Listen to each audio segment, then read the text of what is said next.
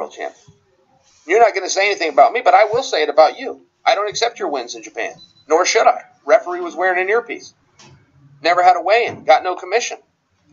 Everybody that came out of Japan and came over to America has got a losing record. Why? Well, I'll tell you, because the fights over here are real, and they're fixed in Japan. And you got a whole lot of run and a whole lot of money doing fake fights. That pisses me off as a fan that bought those fights and then later found out that I was buying wrestling. You know how they pulled that over in Japan, don't you? Did I ever tell you about this? No. So Fedor would greatly be offended if I said he had a fake fight. I have said it about Crow Cop, who was offended. Fury couldn't believe I say it. Vandalay Silva couldn't even believe. That guy's crazy. The guy that's going to go over in professional wrestling will sit down in the same room as the guy who's going to put him over, and they'll work out the match. What they did in Japan, they only told one guy. So the guys that were going to win, your Crow Cops, your Vandalays, your Fedors, they were never in the room when the promoter, also known as the Yakuza, also known as the Japanese Mafia, walks in the room and tells the opponent when to go down. So when the guy goes down, the winner, Vandalay, Crow Cop, Fedor, just by example, really thinks they won. So they don't ever know the fix is in. And pretty soon they start to think they really can go beat 20-some guys in a row. And it also helps you on camera afterwards. Professional wrestlers are trained to do these things. They're showmen. Fighters aren't. So if you want a legitimate celebration afterwards to help keep the ruse up, so that your underground illegal gambling or whatever reason you'd fix a fight, which I'm sure it's just that very reason, so that can continue, you need it to look real. Well, the best way to make it look real is to have one of the principal participants responding to it as though it's real. So those guys, when they get their feelings hurt and got all upset with me, they didn't know. They don't know. No. Those fights are fixed. I'm not saying you're involved in a fixed fight. I'm not even saying you knew about it. In fact, I know you didn't.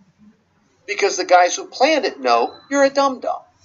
You're a useful idiot, if you will.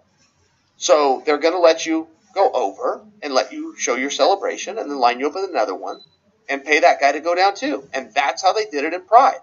That is exactly how they did it. And as soon as I outed those guys, guys started coming out defending me. Gary Goodrich, Mark Coleman, Don Fry. Instantly. I had to say it first, and all those guys going, yeah, Wise words from a wise man.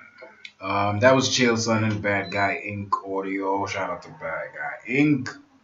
Chael Sonnen was speaking on the alleged fixed Pride fights. I won't lie, man. I'm a bit hurt because I'm a huge fan of Pride, man. I've been watching the fights for a long time. In fact, that's how I got turned on to MMA aside from the UFC. I saw